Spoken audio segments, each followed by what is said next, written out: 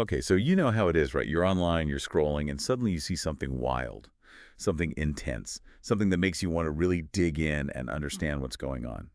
Well, that's exactly what we're doing today. We're taking a deep dive into a vision that's, well, let's just say it's gotten some attention and it's definitely sparked some conversations, hasn't it? Yeah, it has. I mean, the imagery is pretty striking. It definitely gets your attention. Absolutely.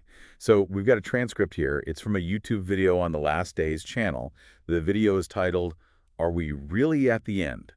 Is Jesus Coming Soon? We are running out of time." And let me tell you, it lays out a very specific, very detailed picture of what this person believes is going to happen, when it comes to end times events. Right. And the thing is, a lot of this stuff, it connects with ideas and prophecies that have been around for centuries, but it also ties them to modern technology in a way that I think really gets under people's skin. Oh, for sure. And that's exactly what we're going to unpack for you today. We're not here to debate whether any of this is true or not. What Right. we want to do is help you understand the claims being made, the imagery, the whole sequence of events as it's described in this video. So let's just dive right in, shall we? What's the first thing that jumps out at you from this video? Well, I think the most immediate thing is how this person interprets the mark of the beast. And it's not just some abstract symbol. They connect it directly to, like, think Neuralink, but not exactly Neuralink. They're talking about a chip, a tiny implantable chip that could be put in your hand or your forehead. Well, okay, so right off the bat, we're in like sci-fi territory. Uh, A chip in your head controlling you. Not controlling, not necessarily, at least not at first. But definitely tracking, monitoring, maybe even influencing. They make a point of saying how small this chip is. Right. And they're very specific about where it goes, the hand or the forehead. Exactly. And that's where things start to get really interesting because this video then connects this personal technology to a global network. Uh-huh. And that's where Starlink comes in, right? You got it. They talk about how 5G coverage isn't everywhere yet, but they say the Antichrist's rule will be global. So they bring up Starlink, the satellite internet system, with all those satellites already up there and thousands more planned. They see that as the key to a worldwide, always connected internet controlled by super advanced computer systems. So basically, they're saying the infrastructure is already being built for this global control system. Yeah, and to illustrate how this implanted chip and the global network might work together, they use a really simple analogy. They describe the chip and Starlink as, and I quote, buddies. Buddies. Wow. Yeah, that's definitely a way to put it. But what does that even mean in this context? I think what they're suggesting is that the chip and the network are in constant communication, working together seamlessly. And, that raises some pretty big questions about how such a system could be used to monitor and control people on a global scale. Okay, so we've got the chip, we've got the global network, and then things take a pretty dark turn, don't they? Because the video then goes on to describe this whole system of global surveillance. Right. They talk about governments all over the world using huge swarms of drones. Like, you can't even imagine how many. They compare them to bees or locusts, which I guess is meant to evoke some biblical imagery. And the purpose of these drones is to identify anyone who doesn't have the mark. Yeah, and these drones aren't just flying around with cameras. They're supposedly equipped with some pretty advanced sensors. Oh, yeah, they go into a lot of detail about that. They say these drones can detect big fires, like if people were hiding out somewhere and trying to stay warm or cook food. But they also say that clever people would figure out how to hide smaller fires so they wouldn't be detected. So it's like even in this dystopian future, there's this idea of human ingenuity finding ways to resist. I guess so, but it also makes you think about what kind of desperate situation would lead people to need to hide like that in the first place. And then, on top of the fire detection, the drones are also described as having incredible hearing. Like super hearing. They say they can pick up gunshots or the sounds of animals being killed from miles away. Which, I mean, if you think about it, that would make it incredibly difficult to hunt or defend yourself if you were living off the grid, trying to avoid this whole system. Absolutely. It's like they're saying there's no escape.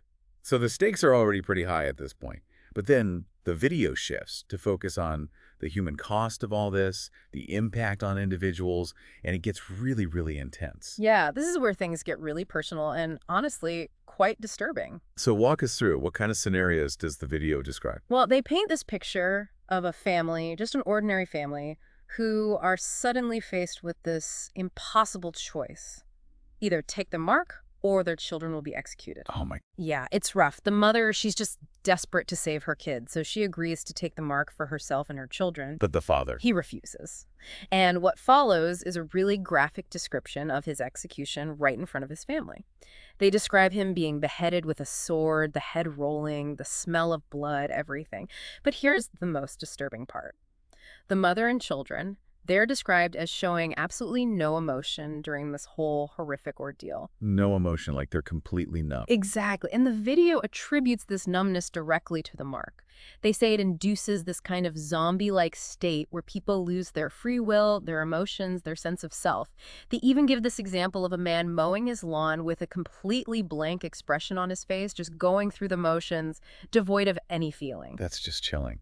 And it gets even worse because they then describe how this chip technology can actually prevent suicide. Yeah, they give an example of a man standing on a bridge, ready to jump, but then the chip intervenes somehow, calms him down, removes his despair. So it's not just controlling your actions, it's controlling your thoughts, your feelings, everything. It's like you're not even human anymore. That's the implication, for sure. And then there's the physical manifestation of the mark that they describe. They say that some people develop this large, oozing boil with a black circle around it, either on their hand or forehead. The boil, like a sore. Yeah, pretty gross. And they say it's not everyone, just some people, depending on their body chemistry. But again, it's this idea that the mark isn't just a passive thing. It can actually change you physically and mentally. Right, right. And then, just when you think it can't get any creepier, the video goes on to describe the chip itself in detail. They say it's small, square, white, and thin. They even specifically say it's not like a grain of rice, which is, how people usually imagine microchips. Huh, interesting. So it's like they're trying to be really specific, really precise in their description. Yeah, and I think that's part of what makes this whole thing so unsettling. It's not vague, it's not abstract, it's very concrete, very detailed, which makes it feel more real, more believable in a way. Okay, so we've got the chip, the network, the drones, the loss of free will, the physical changes. What comes next in this vision? Well, from there, the video shifts to focus on how this mark becomes essential for navigating daily life in this new world order. And that's where the checkpoints come in. Checkpoints, like border crossings. Sort of, but more widespread. They describe barricades and army checkpoints at the entrances to all towns and major cities. And to get through, you have to have your hand or forehead scanned to prove you have the mark. And you need to get through these checkpoints just to get basic supplies, right? Right, like groceries, medicine, anything essential. They make it clear that without the mark, you're basically cut off from society. And then they give this really chilling example of what happens to people who try to fake it. Oh, yeah, the woman with the makeup. Yeah, they talk about this woman who tried to use makeup to make it look like she had the mark, but she was immediately detected and, just like that, beheaded. No questions asked. And what's really disturbing is that everyone else in line, they just watch and they don't even react. It's like they've become so desensitized to violence, so indifferent to human suffering. Yeah, that's a really powerful image. It really drives home the point about the loss of humanity in this vision. Exactly. And from there, the video transitions to the establishment of this global worship system with the Antichrist at the center of it all. And this is where things get really interesting in terms of the religious and political dimensions of this vision. So what exactly does this global worship system look like? They describe these public squares all over the world with huge movie screens set up. And on Fridays, everyone is required to gather in these squares dressed in white robes and participate in this mandatory worship that's being broadcast on these screens. Broadcast from where? They mention a few key locations: Freemason temples, the Vatican in Rome, and some important sites in Europe like Paris and Buckingham Palace. They say it'll be a mix of live broadcasts and pre-recorded stuff to account for the different time zones, to make sure everyone around the world is participating at the same time. Wow, so it's this highly coordinated, highly centralized system of global worship. Right, and it all revolves around the Antichrist, who, according to this vision, establishes a single global flag to replace all national flags. And what about this flag?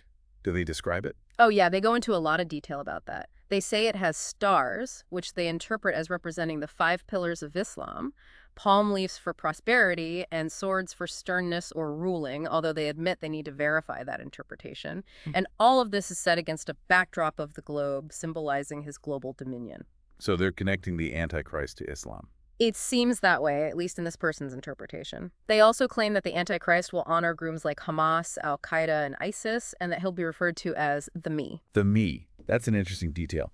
And the video ends with this image of vast fields filled with people worshiping the Antichrist, right? Yeah, every Friday, this mass gathering of humanity all bowing down to this one figure. It's a very stark image of conformity and obedience. And before we get to the final call to repentance, there's one more piece of the puzzle that we need to talk about: the book burning. Oh, right. That's a particularly chilling part of the vision. They describe this mandate requiring everyone to bring their Bibles to courthouses. And then, while the Antichrist's global flag is being raised, symbolizing the rejection of old allegiances, they burn all these Bibles in a huge bonfire in a nearby field. A bonfire? Where? They describe it as a bowl or a pit, maybe a high school football stadium, something like that. But the point is the scale of it. They say the smoke rises for miles. They even compare it to Hitler's book burnings, to emphasize the suppression of faith and dissent. So it's not just about controlling people physically. It's about controlling their minds, their beliefs, their access to information. Exactly. And then for those who still refuse to conform, the video introduces these really imposing figures and vehicles. The guys in black. Yeah, they describe them as wearing all black, faces covered, riding in these huge tank-like vehicles that are equipped with blue-black lights. And what about those pulse weapons? Right. They say these vehicles are armed with non-lethal weapons that can knock people unconscious for a few minutes, making it easy to round them up and scan them for the mark. So it's like they thought of everything. They have a system for controlling the masses and a system for dealing with anyone who resists. Yeah, it's a pretty comprehensive vision of a totalitarian state. And then, on top of all this, the speaker adds this layer of personal experience and interpretation of current events, which I think really adds to the sense of urgency and immediacy. Right, right. Like they're saying, hey, this isn't just some abstract prophecy. This is really happening, and I've seen it with my own eyes. Exactly. They talk about having this spiritual vision where they saw these future events unfold, and they even remember specific details about the locations, like a particular Starbucks that used to be something else. Oh, yeah, and the lightning after the rapture. Right. They mentioned seeing increased lightning in the sky after the rapture, although they don't know why.